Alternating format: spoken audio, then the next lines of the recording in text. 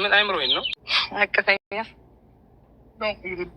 ምን አቀፈኝና በዛ ካሰኝ አንቺ መሰረታዊ ችግር አለብሽ ማለት ወላሂ ነው ችግር አለ መሰረታዊ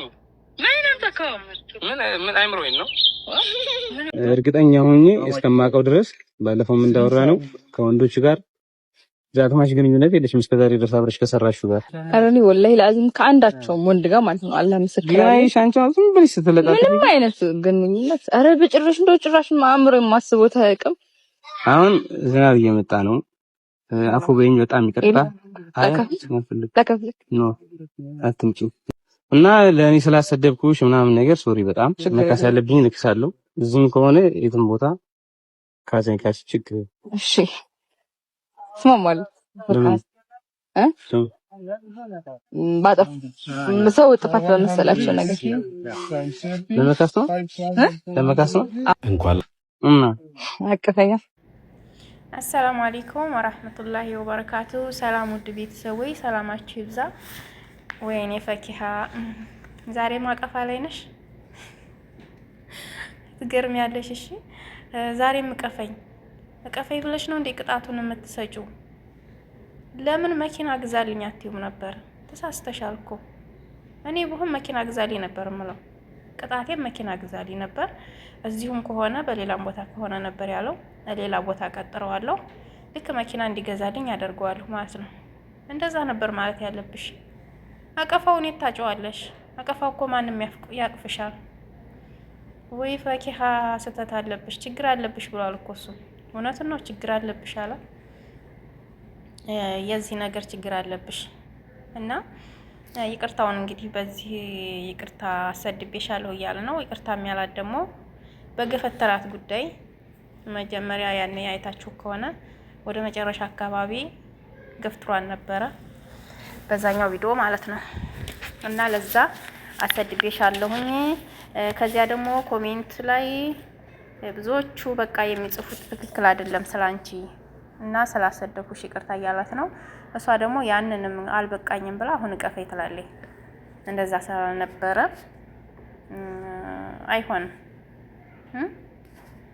ግን አሁን ተጠቀመሽ እሺ አሁን በሰራው ቪዲዮ ኢሳም ሰምቶ ይቅርታ ብሎ መጣ ማለት ነው በጣም ደስ ይላል ይሄ ነው በቃ ትክክለኛ አፍቃሪ ማለት አህሙ ነው በቃ ላንቺ የሚሆንሽ ትክክለኛ የሚወድሽ ማለት ነው አየሽው አይደለ ኢሳምን እወድሃለሁ አልሽው ወንድ ልጅ እንግዲህ እወድሃለሁ ስንላቸው እንደዛ ናቸው ገባችሁ ይንጠባረሩብናል በእኛ በሴቶች ላይ እነሱ ወደድን ሲሉን እንጂ እኛ ወደድናችሁ ካልናቸው በጣም ነው እንትን የሚሉት ይኮራሉ ለዛም ነው አሁን የሚንጠባረርብሽ አህሙ ግን ይኸው ለምን በሚዲያ አሰደባት ለምን እንደዚህ አደረጋት ለምን ገፈተራት ለምን በስነ ስርዓት አያወራትም የፈለጋትም መውደዷ ማፍቀሯ መብቷ ነው ያለው አህሙ እንደዚያም ሆነሽ ከነ ችግርሽ ይወድሻል አህሙ ማለት ነው ይወድሻል እና ከነ ችግራችን የሚወደን ከነ ስህተታችን የሚወደን ያ ነው ትክክለኛ ሰው ለኛ የሚሆነን ማለት ነው ገፍተሹን ይሄሽው እሱ ግን ላንቺ ከጎን እየተከራከረልሽ ነበር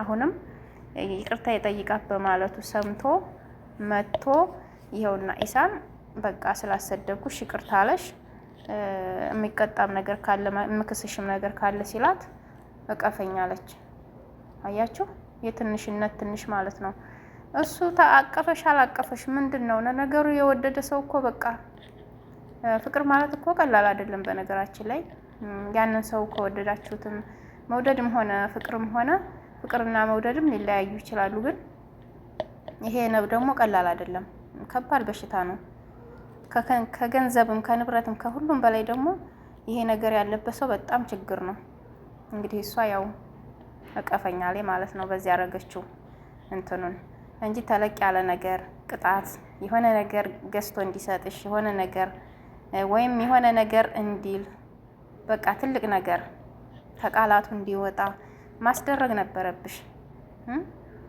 እና እኔ እንጃ ብቻ እየፈለጋትም ይመስለኛል ኢሳም ለማግባትም እየፈለጋት ወይም ዳር እያለ ነበረ አገርሽ የት ነው ጎጃም ነሽ ያላት አዎ የት አካባቢ ምናምን ተነጋገሩ እንደገና ደግሞ ካሁን በፊት ከወንዶች ጋር ምናምን አላት ምንም ነገር የለኝም ማለች ዝም ብዬ ለስራ ነው እንጂ ምንም ነገር የለኝም ማለይ አረ ይሄ ነገርማ ሊጋቡ ፈልገዋል መሰለኝ። እየፈለጋት መሰለኝ ለነገሩ። ብትጋቡ ጥሩ ነው። እና እኛ እያልሽ እኮ ነው ብሏል ደግሞ እኛ እያልሻለ ሁሌ ደስተኛ ትመስያለሽ። እሷ ደግሞ ምን አለኝ እኔ ሁሌም ከደስታዬ ሀዘኔ ነው የሚበልጠው ነው ያለችው። ለነገሩ የሳቀ ሁሉ ደስተኛ ነው ማለት አይቻልም። ከጀርባችን ሌላ ነገር አለ ማለት ነው። አንዳንድ ጊዜ ያው እንግዲህ ለሚዲያ ወይም ለቪዲዮ ስንል ደስታችንን እናሳያለን። ከጀርባችን ደግሞ ልክ ከቪዲዮ ስንወጣ ወይም ከሚዲያው ስንወጣ ከጀርባችን ሌላ ነገር አለ ማለት ነው። የሚያስከፋን የሚያስቀይመን ነገር ያ ነገሮች አሉባት። ተወንድም ጋር ከቤተሰብም ጋር ከቤተሰብም ጋር ትኖሪያለሽ ወይ ምናምን አላት። ከቤተሰብ ጋር እንዳማትኖር ነው የነገረችው። እያጣራ ነበር ለማንኛውም ማለትም ከኢክራም ጋር ያለው ነገሩ ስላልሆነለት በትናንትና ቪዲዮ አዳምጣችሁ ከሆነ ኢክራም ሰርቻለሁ እየገባችሁ አዳምጥ የኢክራምን ቪዲዮ አባቷን ቢያለበትን ሰርቻለሁ በላይ ማለት ነው። እዛ ላይ ታገኙታላችሁ። ኢሳም ቀልድ ስለሚያበዛ ጊዜሽን ይበላብሻል ልጄ፣ በሰዓቱ አለምሽን ማየት ነው የምፈልገው ነው ያሏት አባቷ። ኢሳም አይሆንሽም ነው ቀልድ ያበዛል። 3 አመት ሙሉ እስካሁን ኒካ አላደረጋችሁም አልተጋባችሁም እና ይሄ ሌላ የሚወድሽ ስላለ ከሌላ ሰው ጋር እኛንም የሚያከብረን እኛን የሚንከባከበን ስላለ እሱን እንድታገባ ነው የወሰኑት። እና ያንን ነገር እንግዲህ ሳይሰማ አይቀርም። አሁን ወደ ፈኪሀ እንግዲህ ይቅርታም ብሎ እየመጣው ሲጠያየቃት ሲጀመር ማለት ነው። እኔ ጠረጠርኩ ውስጤ እየጠያየቃት ነው።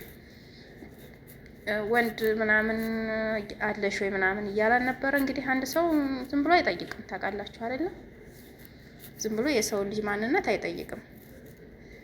እንግዲህ ቢፈልግ እንጂ እና ዞሮ እኛ ተተጋቡ ጋር ይጋቡ። እንግዲህ ከወደደችው ጋር ብቻ በሐላል ትሆንልን እኛ ፈኪሀ ማለት ነው እህታችን። እኛ በሐላል ይጋቡልን ነው የምንለው።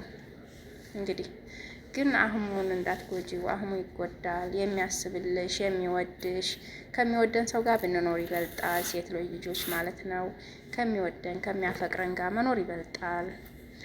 ከማይወደን ጋር ዝም ብሎ ይሄ የሚያግጫፍረን ምናምን በሚዲያ ላይ እንደዚህ ክብር ሲናገር ክብር ለሴት ልጅ የሌለው በጎንማ በጀርባ በቤት ውስጥ ስንኖር አብረን ምን አይነት ነው የሚኖረው? እኔ እፈራለሁ እንደዚህ አይነት ሰው ማለት ነው።